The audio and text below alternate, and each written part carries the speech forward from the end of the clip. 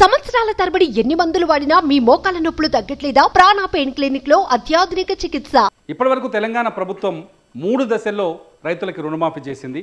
1 లక్ష రూపాయల లోపు అప్పున్నోళ్ళకి, 2 1,50,000 రూపాయల లోపు అప్పున్నోళ్ళకి, 3 నిన్న ఆగస్టు 15 తారీఖుకి 2 లక్షల లోపు బ్యాంకుల అప్పున్నోళ్ళకి రుణమాఫీ చేసింది. అయితే 2 లక్షలకు మించి బ్యాంకుల అప్పున్నోళ్ళకి ఇంకొక దశ 4వ దశలో రుణమాఫీ చేస్తారని చెప్తోంది. చాలామందికి రుణమాఫీ పైన చేస్తున్న వీడియోలో చాలామంది కింద డౌట్స్ అడుగుతున్నారు, కొంతమంది ఫోన్ చేసి అడుగుతున్నారు. మాకు రుణమాఫీ కాలేదు ఎందుకు? మాకు 1,00,000 రూపాయల లోపే ఉంది బ్యాంకుల అప్పు, మాకు 1,50,000 రూపాయల లోపే ఉంది, మాకు 2 లక్షల లోపే ఉంది బ్యాంకుల అప్పు, కానీ మాకు రుణమాఫీ అయితే లేదు. బ్యాంకు దగ్గరకు పోతే మాకు ఏం చెప్తలేరు, పరిశాన్ అవుతుంది. బ్యాంకుల దగ్గర పోతే మేనేజర్లు మాట్లాడతలేరు, మండల ఆఫీస్కి పోతే మండల ఆఫీస్లో ఎవరు మాట్లాడతలేరు, రైతు సహకార కేంద్రం దగ్గరికి వెళ్తే అగ్రికల్చర్ ఆఫీసర్లు కూడా పెద్దగా సమాధానం చెప్తలేరు. ఏం చేయాలని చెప్పేసి కొంతమంది రైతులు స్పష్టంగా అడుగుతున్నారు. వాళ్ళ కోసం నేను ఈ వీడియో చేస్తున్నాను. ఈ వీడియోలో చాలా స్పష్టంగా ఒక వివరణ ఇవ్వాలనుకుంటున్నాను. మొట్టమొదటిది, మీరు అప్పు ఎప్పుడు తీసుకున్నారు, మీరు బ్యాంకులో లోన్ ఎప్పుడు తీసుకున్నారు అనేది చాలా ముఖ్యమైన విషయం. ఇక్కడ ఈ విషయాన్ని మీరు స్పష్టంగా తెలుసుకోండి. మీరు 2018 డిసెంబర్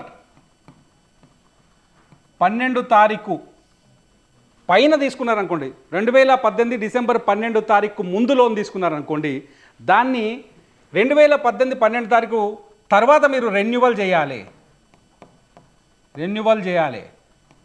అంటే బ్యాంకుకు పోయి మిత్తి కట్టి మళ్ళా కొత్త అప్పుని పాత అప్పుని కొత్త అప్పు కింద తయారు చేసుకోవాలన్నమాట. అట్లా చేసుకున్న వాళ్ళకి ఖచ్చితంగా రుణమాఫీ అవుతుంది. చేసుకోకపోతే కాదు. ఎవరైతే ఇట్లా కొత్త అప్పుని పాత అప్పుని కొత్త అప్పు చేసుకోలేదో, మిత్తి కట్టి కొత్త అప్పు కింద మార్చుకోలేదో వాళ్ళకి రుణమాఫీ కాదు అని చెప్తుంది గవర్నమెంట్. దాంతోపాటు దీనికంటే ముందు అంటే 2018 డిసెంబర్ 12 తారీఖు అని చెప్పారు కదా, 11 తారీఖు లోన్ మంజూరైనా కొత్తగా తీసుకుంటారు కొందరు లోన్ పోయి బ్యాంకులో. అప్పటిదాకా లోన్ ఉండదు, వాళ్ళకి అంజుమన్లు ఉండదు, లేకపోతే సహకార బ్యాంకులో ఉండదు, వాళ్ళకి కొత్తగా లోన్ తీసుకుంటారు. ఎవరైతే ఈ తారీఖు ముంగట డిసెంబర్ 11 తారీఖు ముంగట లోన్ తీసుకున్నారో వాళ్ళకి రుణమాఫీ కాదు.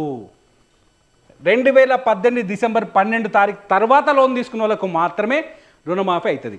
చాలామంది ఏం చేశారంటే 12 తారీఖు ముందు 2018 డిసెంబర్ 12 తారీఖు ముందు లోన్ తీసుకున్నారు, దాన్ని రెన్యువల్ చేయలేదు. బ్యాంక్ వచ్చిన తర్వాత అది పాతపు కింద పడిపోయింది, మొండి బకాయి కింద పడిపోయింది. వాళ్ళందరూ గవర్నమెంట్ వస్తుంది ఈసారి రుణమాఫీ చేస్తుంది చెప్పేసి ఇచ్చిపెట్టారు. అట్లాంటి వాళ్ళు ఎవరికి రుణమాఫీ కాదు. ఈ కారణం ఖచ్చితంగా తెలుసుకోవాలి. రెండో పాయింట్ ఏంటంటే రేషన్ కార్డు లేదు కాబట్టి మాకు రుణమాఫీ కాదనే ముచ్చటేం లేదు. కాకపోతే ఏంటంటే మీ రేషన్ కార్డులో ఎవరెవరు ఉంటారు? మన రేషన్ కార్డులో భర్త, భార్య, 2 పిల్లలు, లేకపోతే 3 పిల్లలు ఉంటారు. అవునా? భర్త, భార్య, 2 పిల్లలు, 3 పిల్లలు ఒక రేషన్ కార్డులు ఉన్నారనుకోండి, అలా 3 మీద బ్యాంకులో లోన్ ఉందనుకోండి, అప్పు ఉందనుకోండి, అది 2 లక్షలకు మించిపోతుంది. భర్తకో 1 లక్ష ఉండొచ్చు, భార్యకో 1 లక్ష ఉండొచ్చు, కొడుకో 1 లక్ష ఉండొచ్చు. ఇది మొత్తం కలిపితే 3 లక్షలు అవుతుంది కదా. 3 లక్షలు అయితే కూడా రుణమాఫీ కాదు. ఖచ్చితంగా అది 3 కలిపినా 4 అప్పు కలిపినా అది 2 లక్షల లోపే ఉండాలి. వాళ్లకు మాత్రమే నిన్నటి దాకా రుణమాఫీ అవుతుంది. ఒకవేళ అంతకు మించింది అనుకోండి, 2 లక్షల మించింది అనుకోండి, వాళ్ళకి ఏం చేస్తారు? రేపటి నుంచి మళ్ళీ సపరేట్గా స్పెషల్ డ్రైవ్ నిర్వహించి వాళ్ళ ఫిర్యాదులు స్వీకరించి వాళ్ళది టెక్నికల్గా ఎస్టిమేషన్స్ అనేసి రేపటి నుంచి మళ్ళీ 4వ దఫా రుణమాఫీ చేస్తున్నారు.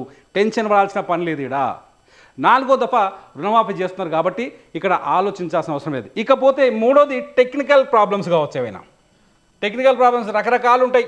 ఇలా ఓసారి సగం మిత్తి కడతాము, సగం అప్పి కడతాము, లేకపోతే పాత లోన్ని రీషెడ్యూల్ చేస్తాం. అంటే ఏం చేస్తారంటే పాత బకాయి ఉంటుంది, 2018 ముందు బకాయి ఉంటుంది కదా, దాన్ని తీసుకుపోయి మొత్తం కలిపి ఒక అప్పు కింద మిత్తి అసలు జమ చేసి ఒక అప్పు కింద వేస్తారు. లేకపోతే ఇన్సిడెంట్ జరిగినప్పుడు అప్పు కింద మారుస్తారు. బ్యాంకుకి పోతే ఈ విషయాలు తెలుస్తాయి.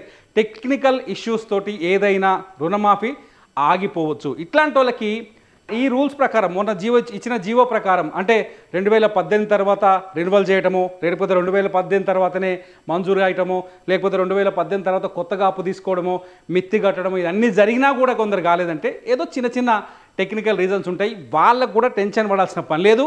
మీరు మండల కేంద్రానికో లేకపోతే కలెక్టర్ ఆఫీస్కో పోతే ఆడ రాసుకుంటోళ్ళు ఒకళ్ళు ఉన్నారు, ఆడ రాసుకుంటోళ్ళని పెట్టారు, ఆడ వ్యవసాయ అధికారులని. వాళ్ళు మీ ఫిర్యాదులు తీసుకుంటారు. మీ బ్యాంక్ స్టేట్మెంట్ తీసుకుపోండి, మీరు గతంలో అప్పు తీసుకున్న తేదీకి సంబంధించిన డీటెయిల్ తీసుకుపోండి, అప్పు కట్టిన తేదీకి సంబంధించిన డీటెయిల్ తీసుకుపోండి, మిత్తి కట్టిన సంగతి తీసుకుపోండి, రేషన్ కార్డు తీసుకుపోండి, అన్నీ తీసుకుపోయి ఆడ కూర్చుంటే వాళ్ళు పోయినాక మీకు ఖచ్చితంగా మీ ఫిర్యాదులు స్వీకరించి 30 రోజుల్లోపు మీకు రుణమాఫీ చేస్తారు.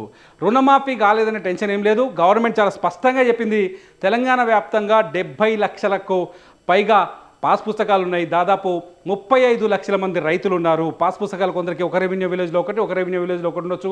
ఒక్కొక్క రైతు పేరు 2 పాస్ పుస్తకాలు ఉంటాయి, 3 ఉంటాయి, 4 పాస్ పుస్తకాలు ఉంటాయి. ఒక్కొక్క రైతుకి 2 చోట్ల బ్యాంక్ లోన్ ఉంటుంది.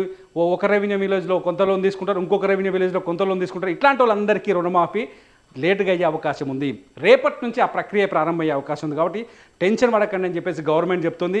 దీనిపైన మీరు స్పష్టంగా మేము చాలా వీడియోలు చేశాం. అల్దాస్ జానే తోటి నేను ఒక వీడియో చేశాను. ఆ వీడియోను చూడండి, మీకు చాలా పూర్తి స్థాయిలో స్పష్టత వచ్చే అవకాశం ఉంది. రుణమాఫీ పైన టెన్షన్ అవ్వాల్సిన పని లేదని చెప్పేసి గవర్నమెంట్ చెప్తుంది. గవర్నమెంట్ చెప్పిందే నేను మీకు చెప్తున్నాను. చూస్తూనే ఉండండి సుమన్ టీవీ.